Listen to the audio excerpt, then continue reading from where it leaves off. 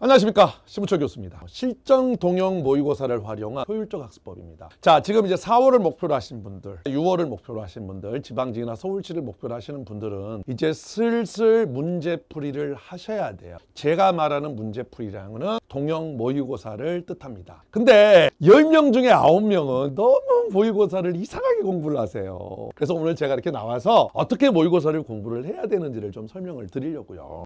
여러분들 먼저 우리가 생각을 해봅시다. 모의고사는 왜 풀어요? 왜 내가 모의고사를 풀어야 하는지부터 좀 여러분들이 좀 생각을 해보고 공부를 들어가셨으면 좋겠어. 그러지 않다 보니까 어떤 문제가 생기냐면요, 모의고사 푸는데 원래 30분이나 25분 시간 재서 풀어야 되는 거 아니에요? 모의고사 푸는데 30분 안에 못 푸니까 스스로 5분을 더 줘. 아니, 실전에서 그게 되냐고요. 그리고 나서 좋아, 30분 안에 문제를 풀었어요. 이거 복습하는데 2시간이 걸려. 나는 뭐가 잘못됐다고 생각을 하거든요. 모의고사를 왜 우리가 풀어야 하죠? 왜 모의고사를 한두 달 남겨놓고 특히 많은 학생들이 모의고사를 풀죠? 가장 중요한 거죠. 그렇죠. 실전 감각 극대화요.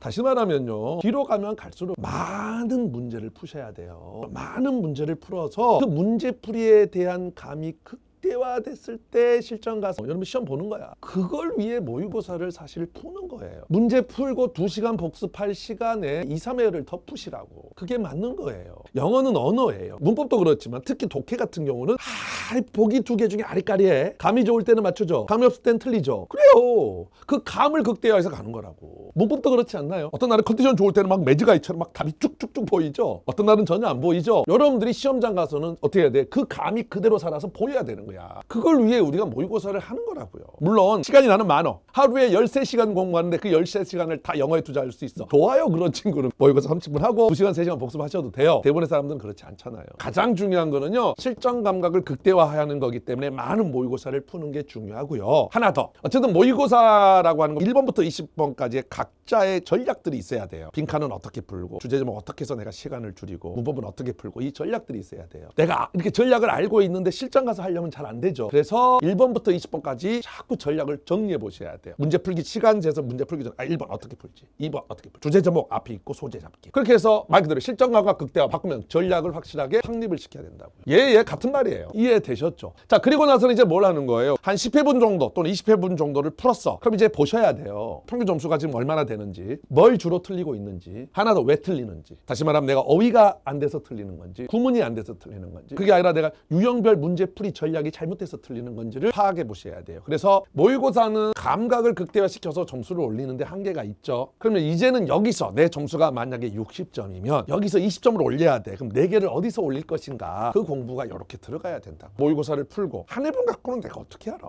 최소한 10회분에서 20회분 정도는 풀어보고 그것들을 쭉 보면서 내가 분석을 하고 가야 되는 거예요. 그게 모의고사의 목적이에요. 크게는 2가지. 하나는 실전 감각 극대화. 2번째, 내 자신에 대한 현재 실력 파악 점검. 이에 대한 약점 체크가 들어가야 된다. 그렇게 해서 향후 공부 계획을 세우셔야 되는 거예요. 그래서 사실은 여러분들이 모의고사 문제집을 고를 때 시중에 나와 있는 모의고사 보면 너무 실전과 너무 동떨어지는 모의고사들이 너무 많아요. 정말 좀 실전에 맞는 모의고사를 고르셔야 돼요. 아울러서 동형 모의고사를 풀 때 중요한 것 중에 하나가요, 시험 아침에 보잖아요. 아침에 문제를 풀어요. 실전 시험에 맞춰서. 그 다음에 정말 중요한 거, 시간 정해놓고 푸시고요. 그 다음에 나중에 아까 제가 10회분 풀고 자기의 약점 보라고 그랬잖아요. 그때는 내가 뭘 틀렸는지는 알 수 있지만 왜 그걸 틀렸는지는 알기가 쉽지 않죠. 그러니까 요거는 시험 보고 나서 틀린 원인을 좀 분석을 적어놓어요. 이건 어휘 때문, 이건 구문이 안 돼서, 이런 식으로 해두셔야 되고. 이해되셨죠? 몰랐던 어휘나 문법 포인트는 선생님 동형 모의고사 같은 경우는 그래서 아예 여러분들이 공부할 수 있게 워크북을 만들어버렸어. 하도 이상하게 공부를 해서 복습을 워크북으로 해서 아예 워크북을 만들어버렸어요. 저는 몰랐던 어휘 한번 체크해 보시고 몰랐던 포인트들 다 또 정리할 수 있게 만들어 놨거든요. 그 다음에 이제 구문들 어려운 것들만 따로 뽑아서 여러분들이 복습할 수 있게. 그리고 자꾸 실전처럼 문제를 푸셔야 돼요. 실제로 제가 이제 동형 모의고사를 현장에서 지금 강의를 하는데 저는 시험지랑 똑같이 만들었거든요. 10회분을. 그때 학생들이 진짜 그러더라고요. 시험지를 보는데 벌써 가슴이 뛴대. 실전처럼 긴장해서. 맞아요. 그래야 돼요. 그렇게 해서 가다 보면 이제 그 긴장이 막 떨려서 막 덜덜덜덜 떨던 친구들이 자꾸 시험을 보면 이제 이렇게 덜하지. 그래서 그 멘탈을 유지를 하는 거예요. 10개월을 열심히 해놓고 마지막 2개월 이상하게 해서 떨어진 친구들 너무너무 많아요. 시간 재서 푸셔야 됩니다. 우리가 영어가 있고 국어가 있고 국사가 있고 그다음에 선택 과목 2개가 있으면 자 100분이에요. 근데 영어는요 여러분들 30분에 푸셔야 돼요. 국어는요 15분이라는 친구들이 있는데 좀 잘못된 거 아니에요? 요즘 국어 지문이 엄청 길어졌는데 제가 볼 때 15분에 풀기 힘들어요 이제는. 그럼 이제 여기 15분, 15분, 15분이에요. 여러분들 만약에요 여기서 내가 5분을 늘린다 그러면 다른 데서 5분을 줄여야 돼요. 근데 여기서 5분하고 여기서 5분은 달라요. 영어에서 5분은 내가 2문제 정도, 3문제를 못 풀지만 여기서의 5분은요 5문제에서 7문제, 8문제가 될 수 있어요. 그러니까 시간 배분이라는 건 굉장히 중요합니다. 그래서 그걸 어떻게 푸는지도 제가 전략을 말씀을 드리는데 꼭 점수가 점수 중요하죠. 중요한데 시간 배분이 얼마나 중요한데요. 그거는 실전에서 할 수밖에 없어요. 자, 그리고 최소한 10회분 이상 풀고 나서 거기에 대한 진단이 들어가야 돼요. 먼저 내가 틀리는 이유가 문법을 틀리는 건 왜 틀리는지, 어휘가 안 돼서 틀리는지, 구문이 안 돼서 틀리는지, 독해 전략이 잘못돼서 틀리는지도 보셔야 되고, 그다음에 그 안에서 또 틀린다 그러면 특히 좀 세부적인, 내가 문법을 틀리는데 유독 수일치를 많이 틀리네, 내가 유독 능수동을 많이 틀리네, 나는 생활용어 쪽 이디엄을 많이 틀리네, 이런 것들이 정리가 돼야 되죠. 그렇죠? 그리고 아울러서 점수대별로 어떻게 공부를 하는지도 알아두셔야 돼요. 자, 먼저 80점 이상. 80점 이상은 뭐 내가 말 안 해도 잘 알잖아요. 근데 이 친구들은 어쨌든 최소한 주 5회 이상의 동형 모의고사는 푸셔야 됩니다. 80점 이상은 그렇게 풀어서 내가 어디를 틀리는지를 보세요. 근데 사실은 80점 이상 어느 한 특정한 유형을 틀리기보다는 그 시험에서 가장 어려운, 정답률이 가장 낮았던 문제들을 틀릴 가능성이 높아요. 나는 난이도에 관련 없이 순서 배열을 틀리네. 그럼 이 친구는 답이 뻔해. 순서 배열을 열심히 하시면 돼요. 근데 그게 아닌 친구들을 자기 실력을 다시 좀 높이셔야 돼요. 그래서 아시죠? 제 모의고사는 정답률이 나갑니다. 그럼 내가 이게 어려웠던 문제인지 쉬웠던 문제들 여러분들 판단할 수 있어요. 내가 유독 봤더니 정답률이 낮은 것만 틀려. 그럼 이거는 어떻게 보면 자기 실력이 정확하게 점수에 반영이 되고 있다는 소리예요. 그러니까 이제 실력을 기르지 않으면 점수가 올라가기가 힘들다는 소리예요. 근데 그 중에서도 나는 문법을 많이 틀리네? 그럼 문법 공부를 하는 거지. 유독 나는 빈칸을 너무 많이 틀리네? 그럼 빈칸 공부를 하는 거예요. 내가 부족한 부분들을 공략해 나가는 거죠. 자, 이제 이 친구들 60점에서 80점이면 가장 상담하기 힘든 친구들이에요. 다양한 친구들이 있어요. 어휘가 약한 70점도 있고요. 구문이 약한 70점도 있고요. 전략이 잘못된 60, 70점도 있고요. 자, 이 친구도 똑같습니다.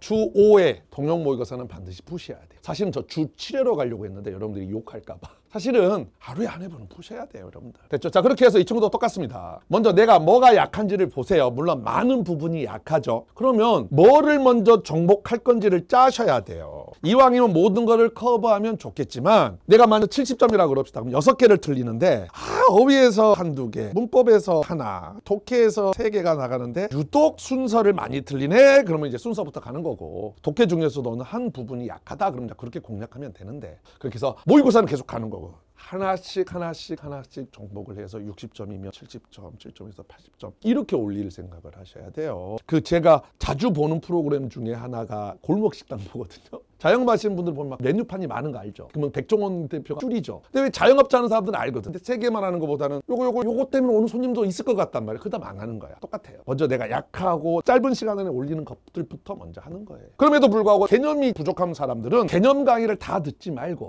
그래서 내가 문법 중에서 유독 눈수동을 띈다. 눈수동에 대한 개념이 내가 잘 안 돼 있어. 그럼 그 파트만 듣도록 하세요. 특히 이때 제가 권해드릴 만한 강의가 이것만은 알고 가자요. 이게 이제 파이널 강좌인데 특히 어휘나 이디엄, 생활영어 쪽이 약한 친구들, 어휘가 약하다 그래서 지금 와서 두꺼운 공문책을 보기가 쉽지는 않아요. 왜냐하면 어휘라는 거는 솔직히 한 번 본다고 외워지는 거 아니죠. 그러니까 어휘는 최소한 내가 4, 5회 독은 해야 그래도 시험장 가서 맞힐 수 있는 역량이 되는 거예요. 근데 지금 와서 보카이 스트림을 막 5회 독 여유시 안 되지. 그러니까 이것만 알고 가자의 어휘는요, 정말 시험에 나올 수 있는 것들을 한국말로, 예를 들어 봅시다. 완화시키다와 관련된 단어만 이때까지 어휘 문제로만 11단어가 나왔었어요. 그렇게 외우는 거예요. 그래서 그렇게 정리가 돼 있어요. 시간이 부족한 학생들한테 찍기라고 하기는 좀 그렇지만 중요한 것들 중심으로 잘 돼 있습니다. OT만 봐도 여러분들 뭔 말인지 알 거예요. 요거는 좀 여러분들이 짧은 시간 안에 반복해서 효과를 볼 수 있기 때문에 혹시 나는 약점이 어휘, 이디엄, 생활용어 쪽이다 하시는 분은 요거 활용하시고요. 문법은 핵심 포인트만 쫙 정리를 잘 해놨어요. 이게 도움이 여러분들한테 많이 될 수 있어요. 동형 모의고사 푸시고 그러면서 내가 부족한 부분이 뭔지 정확하게 해서 하나씩 정복을 해 나가시라고요. 자, 이제 60점 미만. 모의고사를 풀긴 해야 되는데 60점 미만 학생들은 진짜 모의고사를 풀기가 쉽지는 않아요. 이 친구들은 어쩔 수 없습니다. 기본을 안 할래야 안 할 수는 없어요. 모의고사는 시간이 되면 주 5회 하시는데 그래도 주 3회는 푸셔야 됩니다.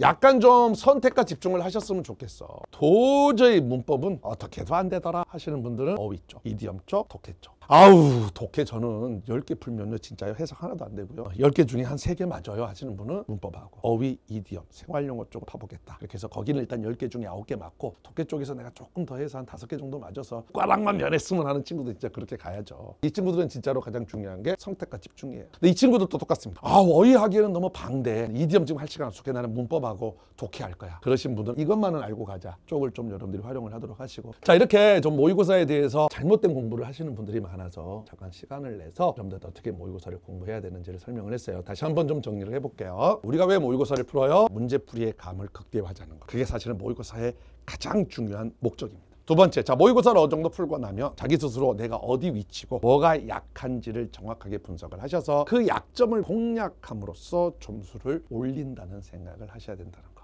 그래서 아까 제가 말씀드린 거 잘 활용을 하셔서 전략을 좀 잘 짜시기 바랍니다. 알겠죠? 여기까지. 네, 수고하셨습니다.